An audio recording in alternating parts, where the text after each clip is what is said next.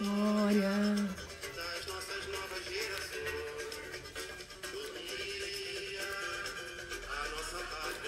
Distraída. Distraída.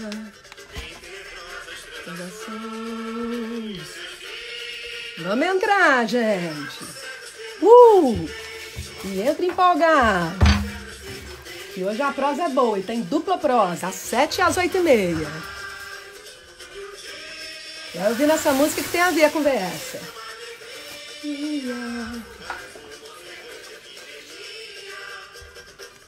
Vamos chegar. Vai passar. Conhece isso? Bebê Gomides, linda. Se não conhece, precisa conhecer. Muda a sua vida. Vai mudar, é top. Deixa eu acender uma luz aqui que tá esquisita. Agora ficou demais. Agora sim, agora eu te vejo direito. Aê, Lucilane! Lucilane, vê se você reconhece essa música de fundo. Que agora eu recebo os convidados com uma musiquinha que tem a ver com o tema. Vê se você lembra. Olha o Luiz César chegando aí. Vai passar nessa avenida um samba popular. Aí, Luiz César, vou te receber com tambor, ó. A cidade essa noite vai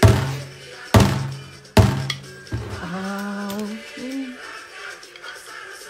imortais. Vamos lá, chega mais, gente. Tais que as ancestrais. Feliz da nossa história. Aí, ó, Luiz César, com tambor, hein? Tô te esperando com tambor. Você tá ouvindo essa música? Boa, boa, Chico. Chico, tem a ver ou não tem com a nossa prosa? Deixa eu tirar aqui. Claro, claro. Agora eu recebo meus convidados com música. Porque ainda bem que temos a Vamos arte lá. para que a realidade nos enlouqueça, diria Nietzsche. É verdade. Quer irritar um fascista? Faça poesia. Pronto. Luiz César, nessa pandemia eu fiz umas 4, você não tem noção. Poesia é tudo. Poesia é tudo. Tudo. E irrita demais o fascista. O belo, o poético, o lindo, o estético. Deixa eu te contar o que o professor Edilson blasfemou com a gente quando eu contei para ele que a gente ia conversar hoje. E a gente espera uns 5 minutinhos para a prosa quente, porque o povo vai chegando, entendeu? Porque aí Tá legal, o tá legal. emite lá para o povo que a gente está fazendo. O professor Edilson falou assim, ixa, 8 horas para vocês hoje vai ser pouco. Nossa, é muita coisa. Pra ele, eu falei, você está sendo tímido, 18. É verdade, verdade. Assunto não falta, né, Luiz César? Ai, nossa, é muita coisa. É história. Ué. Deixa eu apresentar você para as pessoas e elas vão chegando. Agora é um horário que às vezes cai, viu? Então, se cair, você faz tudo de novo e volta. É que nem na vida. A gente cai e levanta. Tá? Levanta, segura a poeira, dá a volta por cima. Isso, adoro. Esse samba é maravilhoso. Você tá me ouvindo bem? Tô ouvindo bem. Você sabe que o autor dessa música é professor, infelizmente faleceu, professor doutor da USP, que para divertir-se fazia samba. Só que, curiosamente, numa entrevista pessoal, os amigos diziam que ele não tinha ritmo nenhum, mas fazia samba. Olha que coisa. Né? Eu queria ser dessa pessoa. Sem ritmo nenhum eu já sou. Adoro. Gente, o Luiz César, ele é advogado, ele é envolvido com direitos humanos, é professor na UFO, na Faculdade de Direito. Nós somos colegas, acho que... Não espalha. Pega mal. Envolvido em direitos humanos, é um profissional do direito, enfim. É meu convidado, é como se você estivesse chegando aqui em casa. Então, de vez em quando eu pego a água, como, porque a gente não tem tempo, né? É assim, nessa loucura. E eu sei, e a gente foi colega em 2 instituições, não foi? De ensino? Acho que foram em 2. Fomos. Na Exanc e na Unitri, né? Eu acho que foram, sim, nas 2. Não teve uma terceira, não? Não, acho que não. Católica? Você não deu aula, você não ministrou aula, não? Não. E na Católica? Você chegou a dar aula na Católica? Sim, em pós-graduação. Não, então foram três. Foram Pronto. três. Aí, quer ver, né? O universo faz cruzar pessoas que têm a ver. Uhum. Vai chegando, Vanessa. Tá chegando ali a Vanessa, Lucilane. O pessoal vai chegando de Mas, pouquinho. mas o que sempre me impressionou nesse nosso contato é já uma afinidade por conta do trabalho.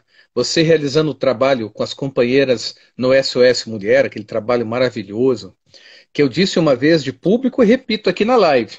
Eu acho que o SOS Mulher era um caso que merecia ser encaminhado para o Prêmio Nobel da Paz. É Ai, que verdade. lindo. Mas é um fato, quer dizer, você tem que encaminhar o quê?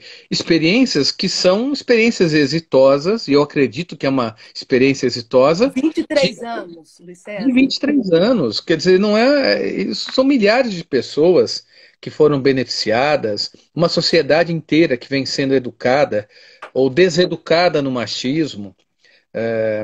Eu queria até te Exatamente. perguntar se você conhece algum grupo que trabalha com discussão de masculinidade. Outro dia eu assisti um documentário na TV curta e vi uma roda de homens Silêncio dos discutindo uma. homens? Hã? Era o silêncio dos homens? Isso, Silêncio Esse dos Homens. documentário é Exato. ótimo. Eu achei tão legal esse documentário e pensei justamente nisso. Eu gostaria de fazer parte de um grupo desses. Eu tenho as Ai, minhas que bom. experiências, né? Todo homem também tem as suas experiências e acho que deve buscar. Só mesmo em homens, acho que para eles se abrirem, para nós nos abrirmos, todos nós nos abrirmos, rememorarmos as nossas experiências e buscar a superação disso, né?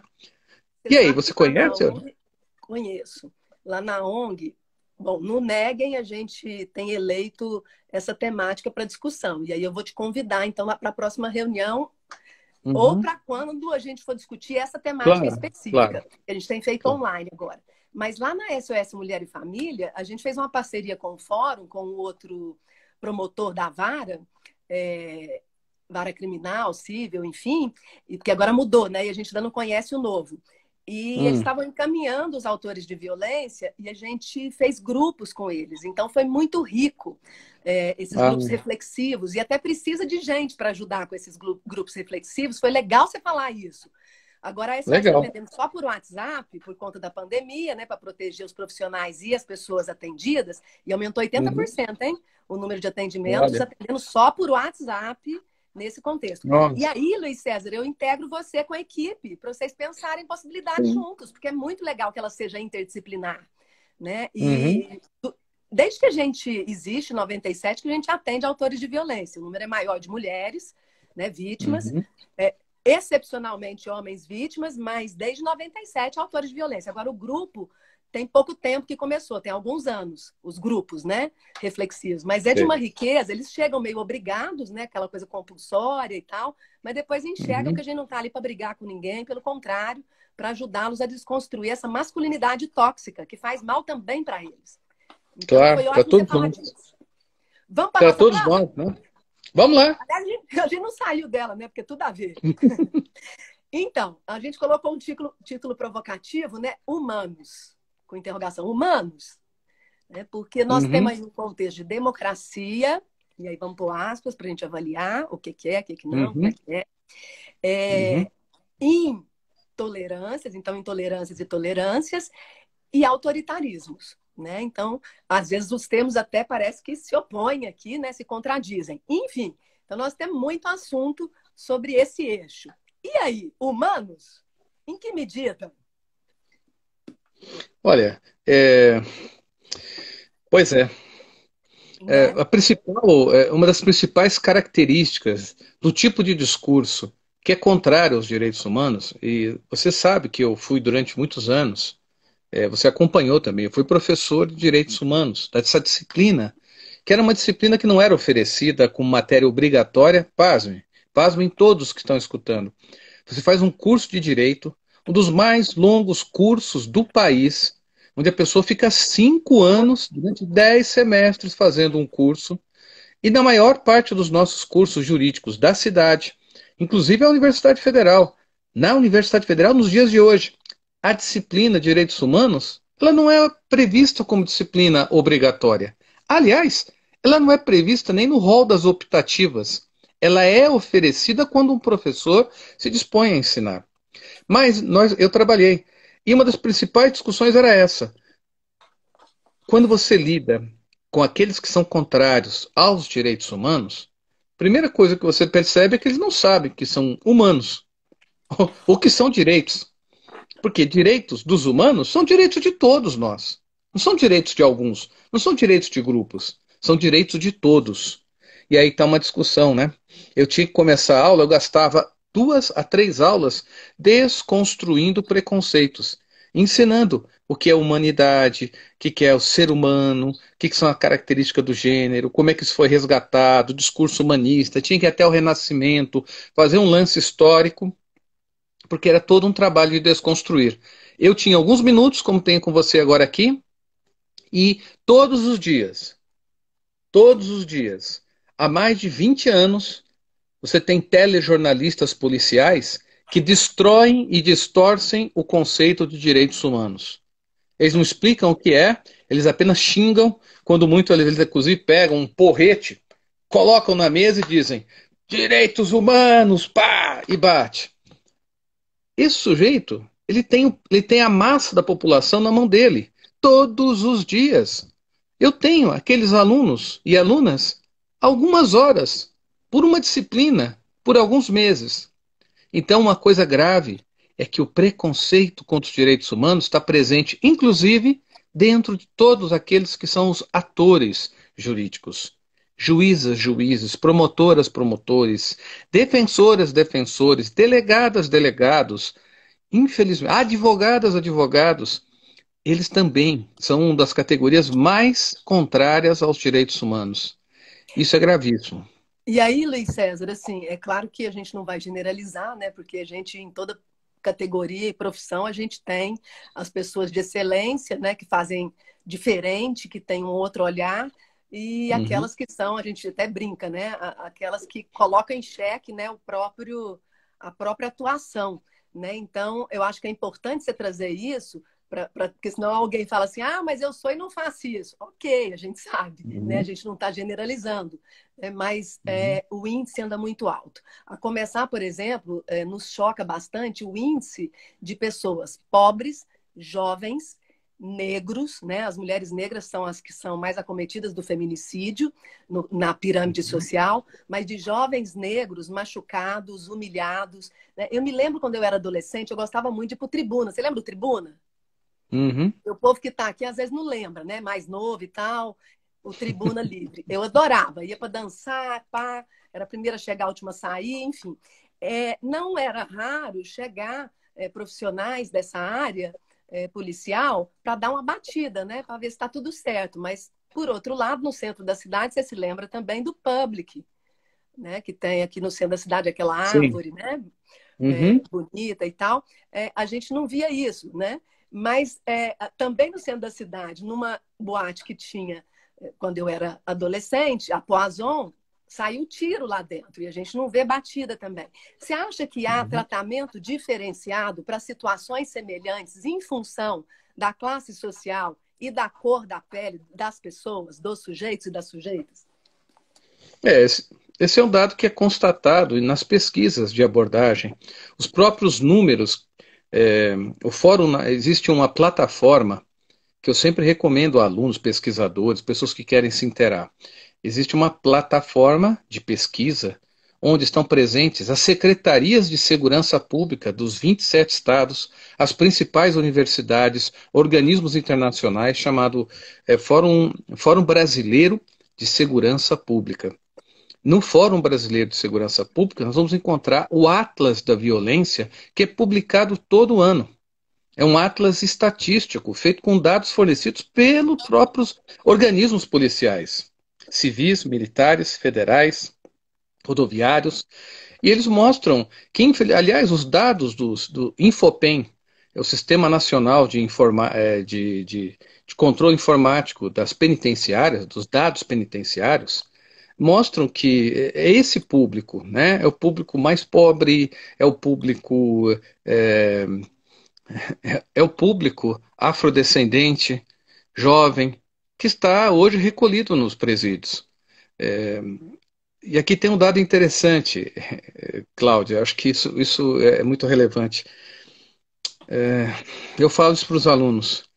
Tem colegas, professores e professoras, mas existem alunos que entram numa faculdade, como por exemplo a Universidade Federal, passam 5 anos, 10 semestres na universidade, vão se formar, muitos vão se virar, vão tornar-se magistrados, magistradas, promotoras, promotores, sem nunca ter visitado um presídio.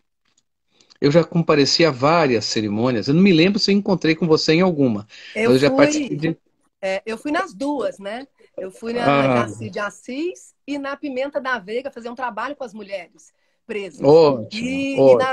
na celebração também da colação de grau, porque na Isso. Pimenta da Veiga tem ali a Mário Quintana, a Escola Mário Quintana. Então a diretora Uhum, me convidou e assim foi uma honra. Eu fiz um trabalho com alunas e alunos lá no uhum. sistema prisional, né? Vamos ver a vida como ela é. Sim, Né? Então, foi sim. muito Sim. rico. Eles nunca mais foram os mesmos e eu também não, porque isso que você está falando faz toda a diferença, né?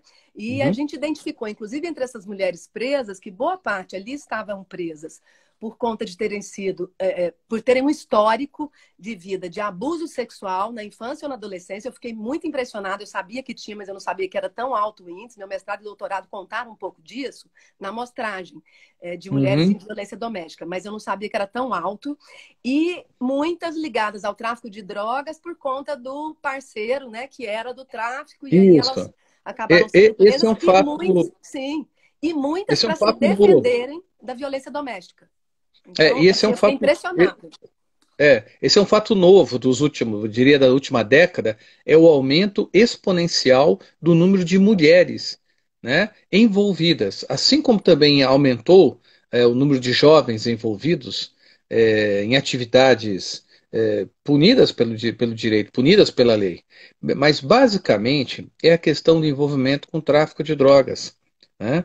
Esse é um mal que fez explodir, transformou o Brasil no terceiro país em números absolutos, não proporcionais, mas em números absolutos, de quantidade de pessoas em presídio, o Brasil é o terceiro país do mundo em encarceramento. E Michel, 80% são esses.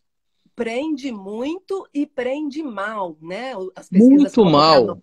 Eu me Prende lembrei muito, agora do Michel Foucault, prende né? mal. Sim, Prende muito, Michel. prende mal, e prende com discricionariedade Sim, e prende com sim. discriminação.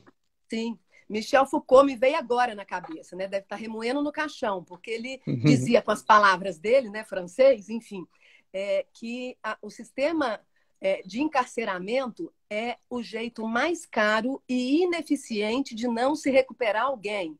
E, no caso, com dinheiro público. Então, ele dava essa mensagem, né? E a gente sabe a cartilha, né? Investir na cultura, na Uhum. educação, na ciência, na tecnologia. Os países que desenvolveram, onde é que eles investiram, né? E aí desenvolveram alguns rapidamente. A gente fica até assim, acha estranho, né? Uhum. E aqui a gente vê essa banalização da ciência, da tecnologia, da educação, do corpo de docentes. Como é que a gente pode falar em democracia com esse contexto, especialmente, não só, né? A gente que acompanha a história, a gente sabe dos altos e Uhum. baixos da história, mas especialmente nos últimos anos. É, é, você verifica que as pessoas que têm contato, isso que eu queria dizer, há muitas pessoas que se manifestam sobre direitos, direitos humanos, sobre a questão da mulher, sobre a questão de gênero, mas que contato essas pessoas tiveram? Será que basta um contato na faculdade, na universidade, no ensino superior? Se as pessoas estão se informando por posts, o único esforço que ela faz é pegar um dedo e compartilhar. O às vezes nem sequer lendo a notícia que compartilhou, qual é a formação? Qual é o contato que as pessoas têm? Será que os fatos se tornaram absolutamente é, dispensáveis? Será que não é importante que a gente conheça sobre o que está falando? Então, quando eu sou chamado para falar sobre direitos humanos, sobre o que vocês querem conversar? Porque o que vocês gostariam de conhecer? Vocês querem conhecer a situação carcerária? Vamos marcar uma visita no Jaci de Assis. tá? 1.800 pessoas ali recolhidas no cadeia municipal. Eles querem conhecer um pouquinho da situação penitenciária? Nós temos também uma penitenciária aqui, inclusive com um grande número de mulheres. Vamos lá, Pimenta da Veiga. Vocês querem conhecer, inclusive, onde são jogados, depositados os nossos adolescentes que estão em conflito com a lei?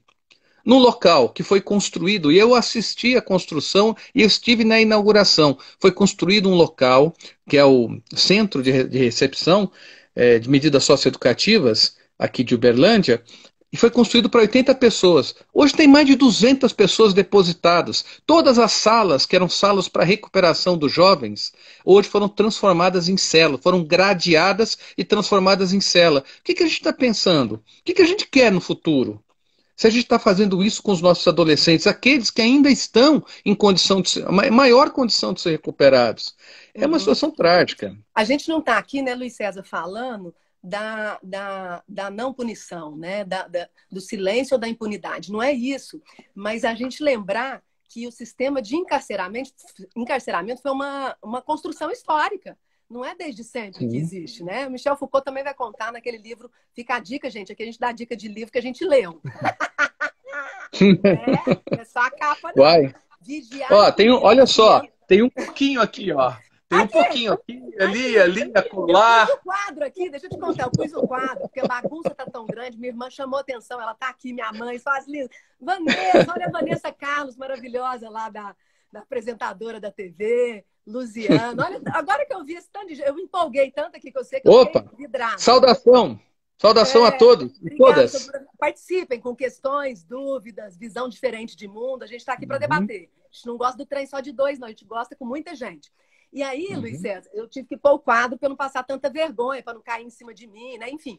Mas, assim, esse livro é fantástico. Vai mostrar como é que na relação de poder e dos discursos em jogo, das narrativas, prevaleceu como hegemonia encarcerar a gente. Mas nem sempre foi assim. Gente, a Noruega, outros países, a Islândia, não sei, Finlândia, estão fechando penitenciárias, porque não tem gente para pôr. Nós precisamos nos inspirar nesses exemplos. Alguns exemplos, inclusive, de mulheres comandando nações, né, agora na pandemia, dando um show, né, assim, de providências. Então, assim, não é reinventar a roda, né, que nós estamos falando aqui, não é nada assim que... e aí é interessante, eles fechando e a gente precisando construir mais. Até quando? Né? No Tropa de Elite tem uma cena do filme, no 2, se não me engano, que o professor faz a conta, né? Se a gente continuar aprendendo o tanto de gente que a gente prende, daqui a pouco vai ter mais gente dentro do que fora. E aí, é isso que nós queremos? Eu tive experiências muito interessantes. Desse tempo todo como professor, e você também, você e eu, nós tivemos vários alunos policiais civis, vários alunos policiais militares, não é verdade? Eu tive vários, você deve ter tido vários também. Detetives, de tudo. Assim. Nós tivemos. Mas além de ter alunos com essa formação, eu tive o prazer de orientar alguns. Alguns me pediram até para que fosse professor orientador de monografia, e eu aceitei com muito gosto. Falei, eu não sei como é que eu posso te ajudar, porque o que você gostaria que eu te ajudasse? E aí eles queriam falar sobre direitos humanos, alguns aspectos ligados a isso. Então eu fiquei muito satisfeito. Eu fui também professor convidado para lecionar como palestrante, não como professor efetivo do curso de técnico de segurança pública. Você deve saber, ou talvez as pessoas que estão nos escutando talvez não saibam, o policial militar aqui em Minas Gerais, ele tem uma formação, assim que ele passa pelo concurso público, e hoje o concurso público aqui da polícia em Minas Gerais exige o nível superior, para ser soldado, não para ser oficial. E ao trabalhar, dando palestras, eu percebi que havia assim, inclusive uma preocupação grande na tropa, né, nos servidores públicos militares com a questão dos direitos humanos. Da mesma maneira no direito civil, na polícia civil. Agora, o problema é que a maneira como a polícia funciona, a sua organização, não permite que essa discussão de direitos humanos prospere. Por exemplo, tem aquela famosa teoria da laranja podre.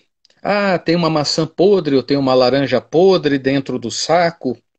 Isso às vezes contaminam alguns outros membros das organizações, porque em todo lugar tem laranja podre e maçã podre, tem professor e professoras que são laranjas podres nos seus meios educacionais, tem padres, tem pastores, em todo lugar tem laranjas podres.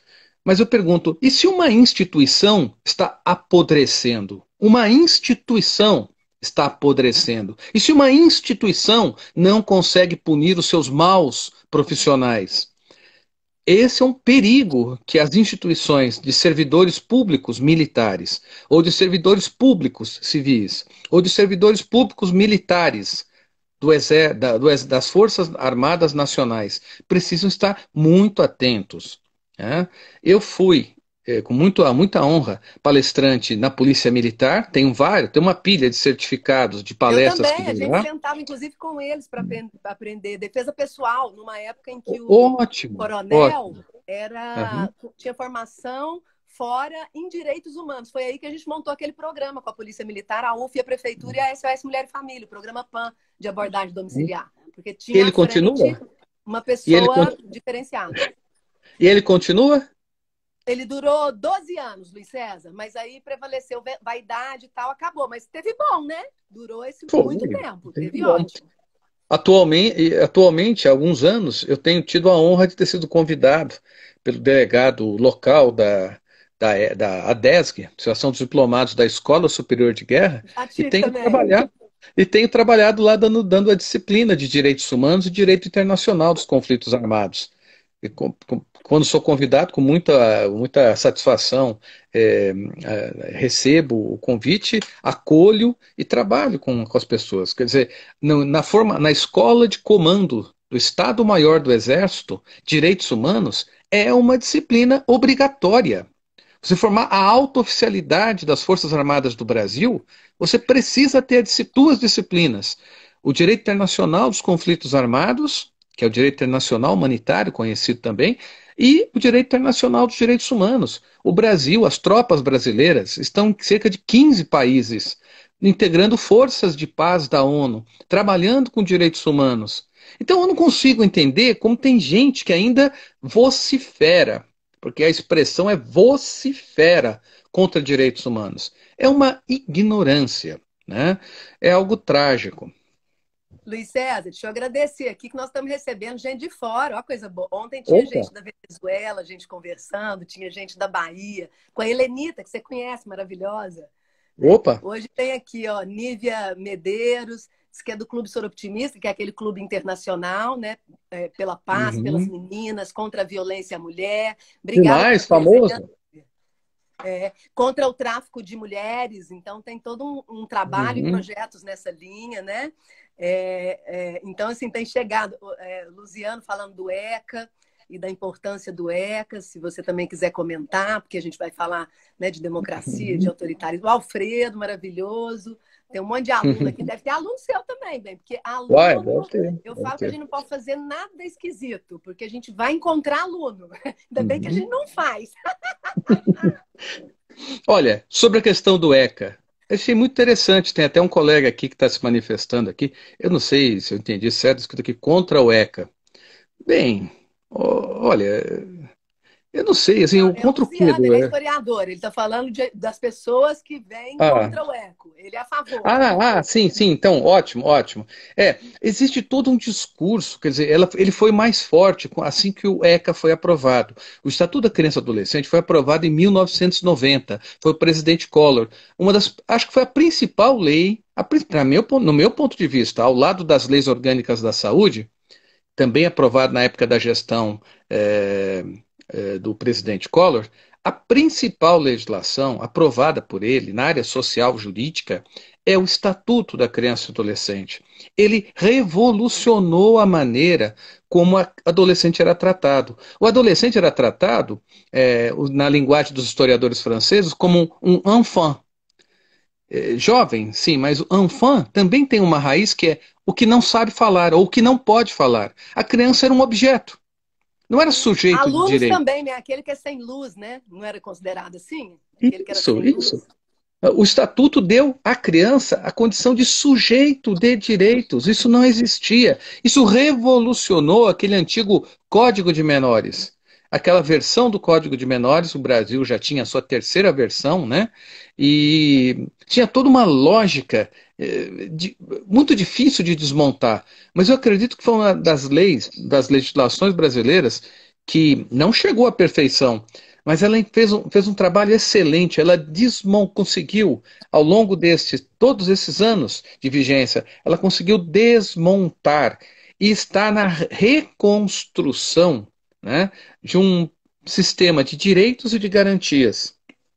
O ponto fraco ainda é a execução das medidas socioeducativas, que são várias, não é a única. Parece que só existe uma medida socioeducativa, que é a internação numa casa. Não, existem várias medidas socioeducativas: liberdade assistida, semi-liberdade, prestação de serviço à comunidade, existem várias. Mas acontece que, infelizmente, não existem políticas públicas para implementá-las na Uhum. quantidade que seria necessária. É mais fácil, claro, pegar e trancar alguém numa cadeia. Não, porque o CZU Tira da hoje não frente, é. né? Afasta, põe É, à tira da margem, frente, marginal, afasta, né? põe embaixo do tapete. Isso nós já conhecemos. Isso Foucault já denunciava.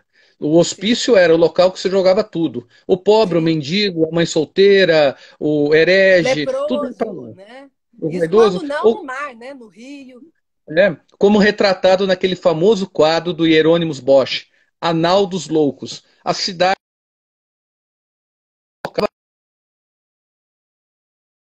rio abaixo. Hoje nós colocamos num ônibus, pagamos a passagem só de ida. Não, é lamentável. E nesse sentido, Luiz César, e tem várias questões aqui que eu quero colocar das pessoas para a gente poder prestigiar, elas estão participando Uhum. pelo chat, mas a gente refletir, né? Será que todas as vidas importam, né? Ou só Uhum. algumas vidas merecem ser vividas? Isso eu estou falando na prática, porque filosoficamente a gente acredita, luta e tem como missão a defesa das vidas, né? Você e eu, e muita gente que Uhum. está aqui conosco. Mas do ponto de vista prático, né? Aqui tem um comentário da, que fofa, Aririzinha Belchior, ainda com o nome do nosso mestre que faleceu, ó, sobrenome, ela disse que foi alunos de muitos e que só teve aluno bom, professor bom, Marta Batalini. Manda um beijo para Marta, sua esposa, saudade Isso. dela. Ai, que fofa! Ó, você pega o C de Cláudia, vem com a sua mãozinha, a gente faz coração, sua linda. Luiz César, olha só, trio da Boa. Parapidura, de Lógio Bebe e Rapadura. Nós já tivemos três em várias instituições. Verdade. Aí ela Verdade. A o, Marta é uma grande companheira de vida, de amores e de lutas.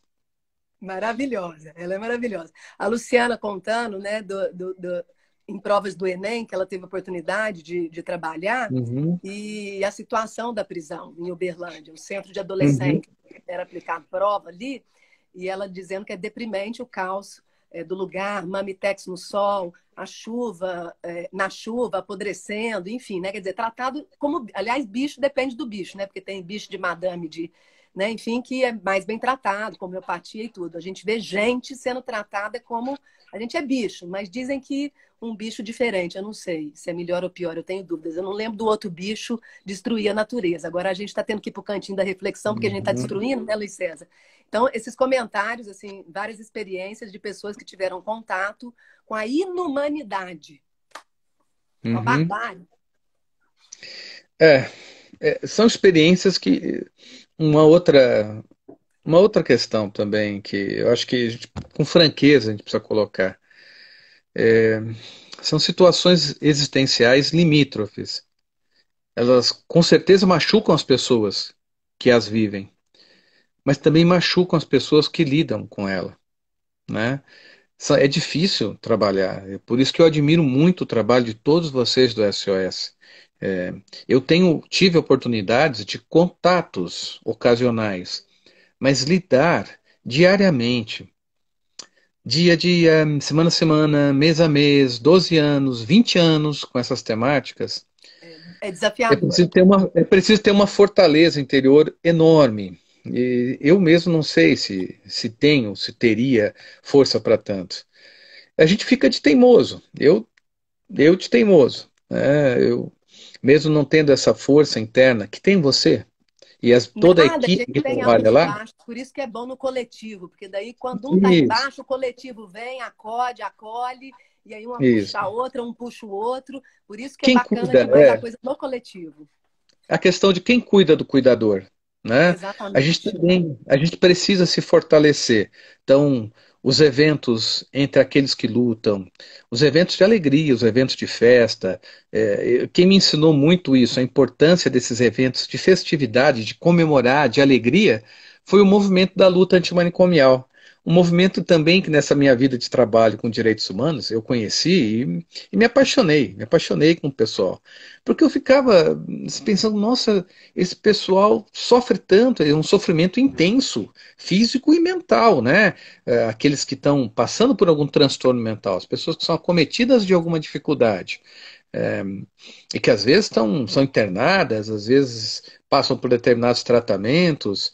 é, eu percebia que eles eram muito contentes, muito alegres, era tudo muito bonito. Eles faziam pinturas, eles cantavam, eles tocavam violão, tocavam instrumentos, tocavam pandeiro, e dentro de todo o sofrimento que eles tinham, o momento que eles mais gostavam era o momento das festas, de comemorar o fato de estarem juntos, o prazer de estarem juntos e conversando.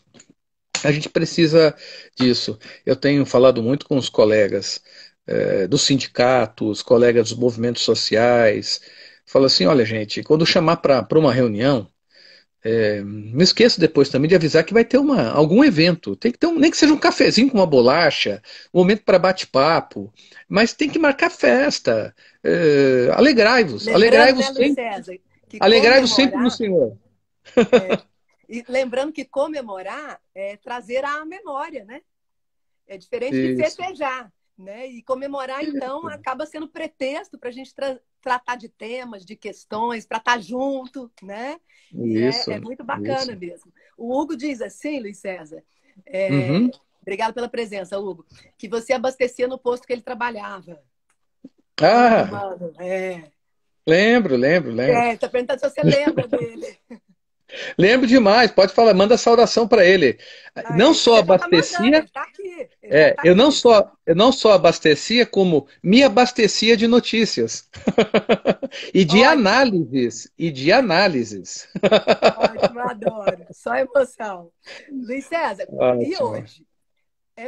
O que a gente tem de fatos, né? Porque a gente sabe que fato é fake, né? Nós sabemos, a gente que lê É, e tal, a gente que tenta bom. minimamente se informar, com pelo menos Vanessa Carlos está aqui, ó, com Uhum. pelo menos duas, três versões da realidade, como diz alguém, que eu não me lembro quem para citar, na vida tem pelo menos três versões para cada história, a minha, a sua e a verdade. Enfim, né?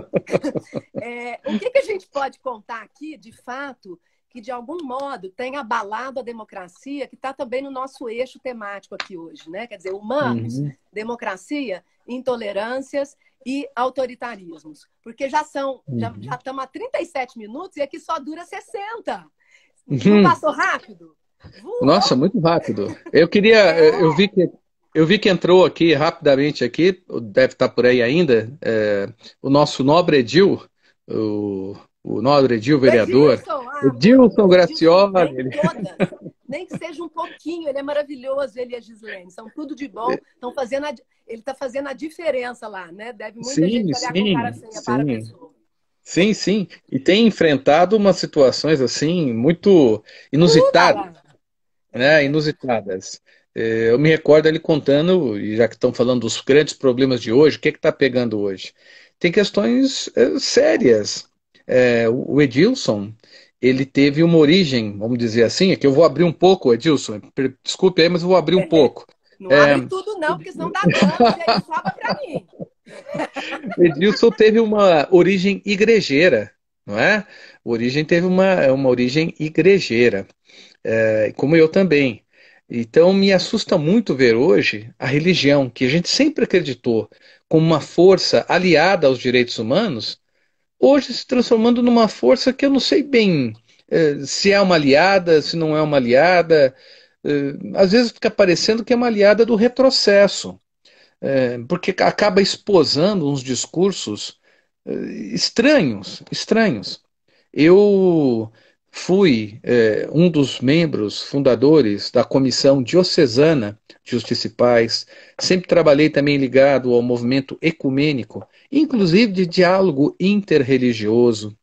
Eu estudei na Arquidiocese de São Paulo, não cheguei a ser seminarista. Ai, que O bacana essa Edilson, parte. Eu não lembro, não, de você me contar. o Eu Edilson, devo ter em o algum Edilson, lugar aqui, o Brasil nunca mais, com o Evaristo lá, ó. pois é, eu trabalhei com o Dom Paulo Evaristo Arnes Você e tá o trouxe. brincando? Nossa, nós Trabalhei, vamos ter que trabalhei fazer com parte ele. 2, parte 3. Ó, eu vou. Aí, se eu esticar a mão aqui, eu pego um livro dele com uma foto dele. Daqui a pouco eu Você tá pego aqui. brincando? Que Mas massa! Mas eu tenho esse material, posso mandar depois aí, e tive uma experiência com ele muito interessante. Então eu sempre acreditei e acredito ainda que as religiões elas podem nos religar entre nós todos e nos ligar com a Sim, natureza e nos ligar com o divino, o transcendente, ou aquilo que as pessoas acreditam. e Então eu faz fico muito muito sentido. chateado. É, faz muito sentido quando eu cultivo a paz, né? A É, empatia, a alteridade. Jesus falava disso, Alá, Buda, Maomé, isso, Yansan, Javé. Eu adoro estudar as religiões, pregando o isso. amor. E veja, a Comissão de Direitos Humanos, o Conselho de Direitos Humanos da ONU, há alguns anos atrás, disse que uma das maiores ameaças aos direitos humanos hoje, é justamente a intolerância religiosa, é o fundamentalismo religioso. Então eu temo que isso cresça no Brasil. Né? Eu não queria. É um cenário tão sofrido para mim ter que assistir a um combate de religiões, a um combate de visões, algumas em si mesmadas, como se a relação com o divino fosse uma relação direta, assim, um elevador, eu e Deus. Ué, e meus colegas? E o religare? Religião é nos ligarmos a todos. Cadê essa preocupação com os outros, com os mais pobres, com os que estão Isso. sofrendo? E Cadê o a senhor Edilson está preocupação com até os que estão acrescentando, né? passando? Só é possível paz se tiver justiça, né? E nós temos uma lacuna de Isso. desigualdade social, um buraco assim, ó, que só aumenta. Uhum. Opa, tem uma saudação de um colega aqui também, contando um momento aqui de apoio. Fique com Deus. Grande abraço, tá bom? Bom ver todos aqui. Então, Cláudia, eu queria que você me destacasse assim, o que te preocupa mais em direitos humanos? Pudesse destacar rápido três coisas. Primeira, a intolerância religiosa, né? A segunda é a permanente e inclusive exacerbada agora, violência das forças de segurança, violência das forças policiais. Eu tenho parentes. Aliás, é difícil achar alguém que não tenha um parente ou um conhecido que pertença à polícia civil, militar, federal. Eu tenho parentes que são da polícia militar, mas eu vejo que eles também não estão satisfeitos. O ambiente de militarismo é degradante. As condições para os policiais. Lembre-se que o Brasil é um dos países que mais mata, a polícia mais mata, mas é também o país onde a polícia mais Mas morre. morre. Será que é coincidência? Será que é coincidência ou tem Quer dizer, alguma não é bom ligação para entre ninguém, né? Não tá bom para ninguém entre o essa fato de história. que a polícia que mais mata é também a polícia que mais morre. E os afastamentos psiquiátricos que existem dentro das polícias. Quer dizer, o servidor público militar, o servidor público civil da área da segurança precisa ser tratado, precisa ser acolhido. Ele precisa ter uma condição de trabalho, precisa ter uma condição de salário. Tudo isso é muito importante. E quando a gente faz o discurso para evitar a violência policial desmedida, porque há uma violência que é autorizada pelo Estado. O sujeito porta uma arma, recebe treinamento para ter uma arma, que é para usar a arma, mas para usar a arma de maneira defensiva, de maneira, inclusive, a ele, policial, não se expor. Eu, inclusive, acompanhei, eu tenho aqui comigo, na minha estante aqui, um manual de tiro defensivo, que é um manual de um curso que é dado dentro da Polícia Militar. Agora, isso não tem nada a ver com a situação de alguns péssimos, não são todos. Não sei se são as laranjas podres ou as maçãs podres, mas o que nós temos visto nesses últimos meses aqui? Que mesmo com as pessoas trancadas em casa, tem aumentado a letalidade policial. Isso é dramático. Os dados são do próprio sistema de segurança pública dos estados. O estado de São Paulo tem aumentado a letalidade. Alguma coisa que não está, alguma coisa grave que está acontecendo. O Fórum Brasileiro de Segurança Pública tem hipóteses, tem propostas, tem políticas públicas, tem maneira de tratar isso, aconselha como acompanhar os policiais, inclusive aqueles que tiveram envolvimento com atendimentos em que ocorreu violência deveriam ser afastados, acolhidos, tratados, recuperados para poder voltar às ruas. Pois é. Mas não é isso que vem ocorrendo. A Então, Rosário está entrando aqui, que é uma grande lutadora antimanicomial, maravilhosa, psicóloga do meu coração. E o Luciano está dando uma dica de documentário que eu assisti e passo para os alunos, que é tudo de bom. Notícias de uma guerra particular. Tem 56 minutos, se não me engano. Olha, a pessoa lembrando quantos minutos tem o documentário. Olha, né? um documentário. Quer dizer, não tem vencedor nessa história, tem morte, tem gente perdendo, saindo machucada. Sim. Há um outro documentário complementar, mas assistam esse primeiro, Notícias de uma Guerra Particular. É um documentário recente chamado Sem Pena. Sem Pena. Esse eu não conheço, não. Esse SEM, Sem Pena. Né? Ele é um documentário que retrata a atual condição dos presídios. Né? E é uma situação muito bem ponderada, é um documentário muito bem ponderado, como é também o Notícias de uma Guerra Particular. Eu tenho, inclusive, não, olha só, sou tão antigo que tenho esse documentário em DVD. Você acredita que ainda tenho? Eu ainda tenho DVD aqui em casa. Sabe o que é DVD, fita VHS? Eu morro de medo quando a gente fala dessas coisas, a gente fica entregando a idade. Você para com esse assunto, vamos voltar para o assunto da democracia, da intolerância? Olha, e a terceira grande ameaça, quer dizer, além da intolerância religiosa e a questão da violência, da letalidade e violência policial, das forças de segurança, né, policiais, eu estou muito preocupado com a questão antimanicomial. Nós estamos vivendo um movimento manicomial. Nós estamos fazendo um retorno aos manicômios. Nós estamos degradando, fechando serviços de atendimento em meio aberto, consultório de rua, aqui em Uberlândia foi fechado. Consultório na pandemia, serviço, né? Consultório de rua, serviço, foi fechado. Não, estou falando que foi um desserviço ter sido fechado. Ah, sim. É um desserviço fechar um serviço público. E o retorno, o indignante retorno das comunidades terapêuticas, que não são locais de tratamento, porque não há serviço médico. Assim, né? Não há serviço médico. O Conselho Federal de Medicina tem parecer proibindo a atuação de médicos nesses locais. Por quê? Porque sabe que esses locais não são locais de tratamento de saúde. Podem ser locais de tratamento espiritual, podem ser locais de acolhimento social, tudo bem, mas não são locais para tratamento médico ou tratamento na área de saúde, tratamento interdisciplinar. Então a pergunta é, por que eles têm que receber dinheiro público? E por que temos que fechar serviços em meio aberto, CAPs, né, consultórios de rua, para colocar pessoas trancadas dentro dessas comunidades terapêuticas? Né? Se quiserem fazer debate nesse sentido, eu já estive na faculdade de medicina a convite deles, fazendo debate, discutindo sobre isso. Aliás, fica aqui um filme que para mim é o filme mais espetacular dessa questão da luta antimanicomial.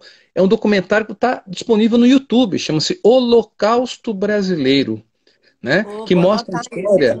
Esse Holocausto Brasileiro é um espetáculo baseado no livro de mesmo nome da jornalista Daniela Arbex, que ela conta a história de 60 mil mortos durante todo o período da existência do Hospital Psiquiátrico de Barbacena. Então, se vocês querem ver como funciona uma estrutura manicomial, é só assistirem esse Holocausto Brasileiro. Alguém poderia dizer... Nízia eu assisti, né? Aquela que trabalha com arte e tudo, e feita até representada pela Glória Pires. Muito interessante também. É um filme interessantíssimo. A Nízia da Silveira foi uma heroína, foi presa em 1935, junto com a Olga Benário. Foi presa no período do Estado Novo, era médica psiquiátrica, a primeira mulher formada em medicina e psiquiatria a trabalhar no Hospital Psiquiátrico Pedro II. Aí quando ela entrou, ela queria humanizar o tratamento. Aí colocaram para trabalhar com os loucos, tidos como loucos irrecuperáveis. E ela conseguiu um meio de tratamento tão interessante através da arte, que ela se tornou uma correspondente do Gustav Jung, um dos maiores psicanalistas da história e do século XX. Enfim, Olha, dessas três questões me preocupam muito e acho que deve preocupar todos nós que lidamos com, e estamos preocupados com o ser humano e com seus direitos. A Marta entrou agora, então vamos parar de falar dela. A Marta, sua esposa, maravilhosa, que eu sou Opa! fã. Um beijo. Agora é Luiz sério, hein? Agora é sério, agora é sério. agora é sério. Opa, recomponha-se. Luiz César, e como é que a gente Oi. pode, faltam 10 minutinhos ainda para o nosso tempo, como é que a gente Uhum, pode, então, linkar, e eu achei interessante quando você fala do louco, né, gente? O louco, a construção da loucura, né? O que é ser louco, né? Eu olho para uns que estão aí em postos de decisão, bom, eu não chamo de uhum, louco, não, chamo de criminosos, mas assim, o que é a loucura, né? Isso é inventado também socialmente, né? O ser diferente. E aí a questão da uhum, intolerância, como é que a gente diante do estranho, e o estranhamento, ok, né? A gente antropologicamente sabe disso, nós somos todos diferentes, ok para o estranhamento, mas a grande questão é como que diante do diferente, do estranho, daquele que uhum. nos causa alguma perplexidade, a gente traduz as diferenças em desigualdades. Então, falar um pouquinho de intolerância, porque eu acho que essa é a grande questão também da parada, do momento que a gente vive hoje, né, do cultivo do Uhum. ódio e da intolerância. E a minha pergunta também vai na linha o seguinte: vale tudo na democracia?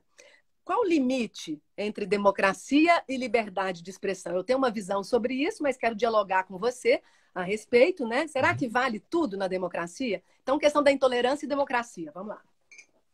É, é algo mais ou menos. Vamos entender assim: não existem direitos absolutos. Isso é uma das grandes conquistas teóricas desse século XX. Nós aprendemos com toda a tragédia que significou esse breve século XX, como dizia o Hobsbawm, o historiador inglês Hobsbawm, esse Sim. breve século XX que começou na Primeira Guerra e terminou em 91 ou em 89, esse brevíssimo século XX foi um século XX sangrento. Foi um século XX de duas guerras mundiais, de vários conflitos de independência, pós-colonização, da ascensão e da luta pelos direitos civis, da luta pelo reconhecimento dos direitos de mulheres, minorias em geral, que não é o caso das mulheres, claro, A mas gente também falando excluídas, né? Porque a gente é a maior parte da população e das excluídas. eleitoras. Lembrando que esse ano tem eleição, né, gente? Então vamos pôr gente decente, preparada, experiente, que tem história, Eu né? só vou A gente votar em merece. mulher. Eu A gente só merece. votarei em mulher. Tendo Ah, em oportunidade, só mulher de voto em ação, mulher. né? Porque não basta ser mulher. Olha aí para o Claro, governo claro, claro. federal. Há mulheres e mulheres mais despertas para a discussão e mais dispostas, talvez. Com projetos, né, Luiz César? Essa é a questão, Projetos, né? projetos.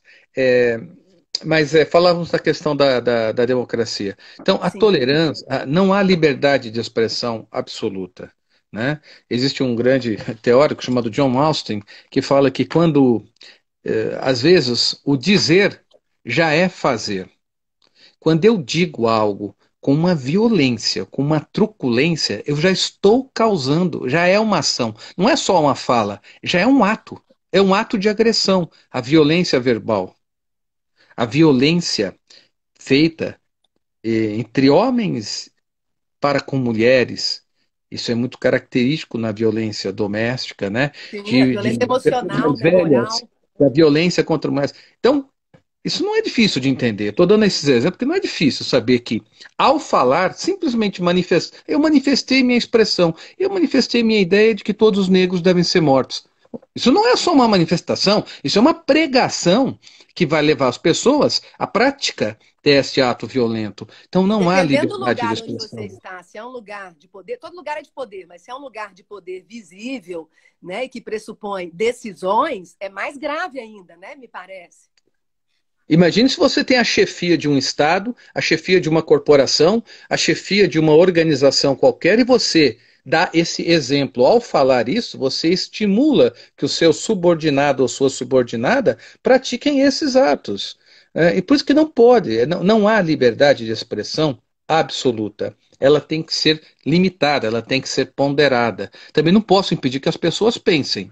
As pessoas podem ter preconceitos, o que elas não podem ter é atos discriminatórios. Agora, discursos de ódio são atos discriminatórios, são atos, saíram simplesmente da fala, já são atos, já são condutas que incitam outras condutas violentas.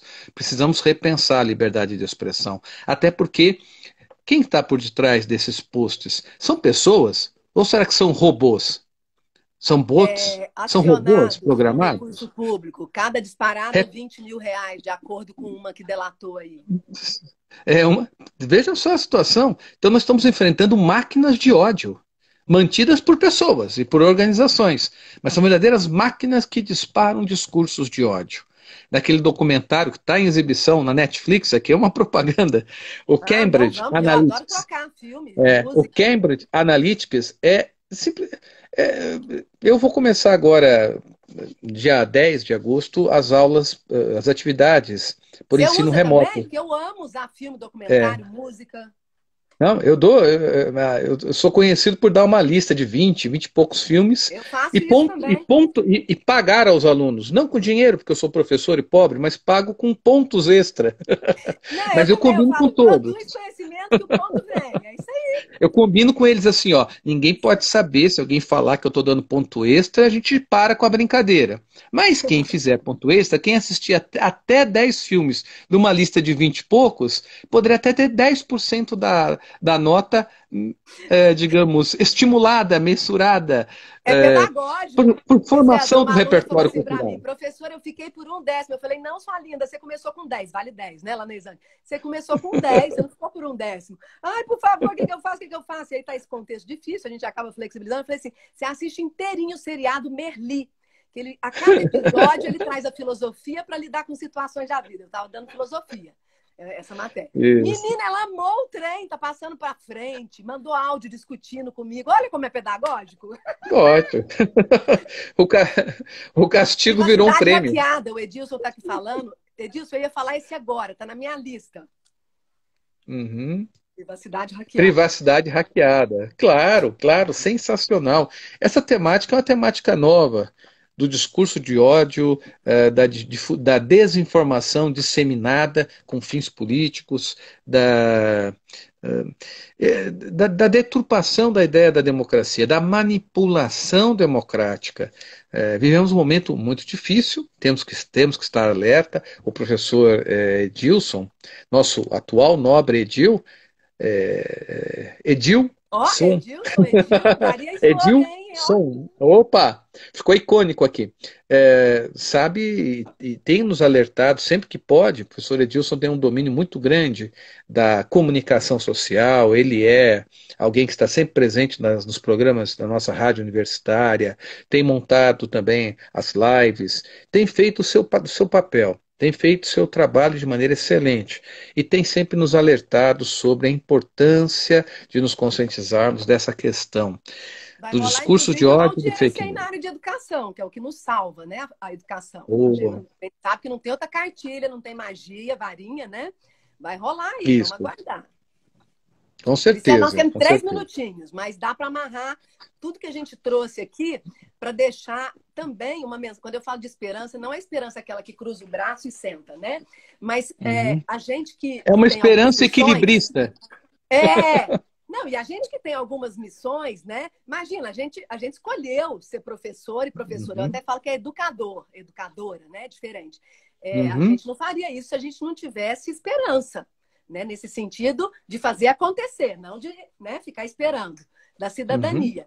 Então, queria que você amarrasse, né, um último momento aí para a gente poder fechar sem eles derrubarem, porque derrubam, né, a gente, assim, ó, pá, vai embora.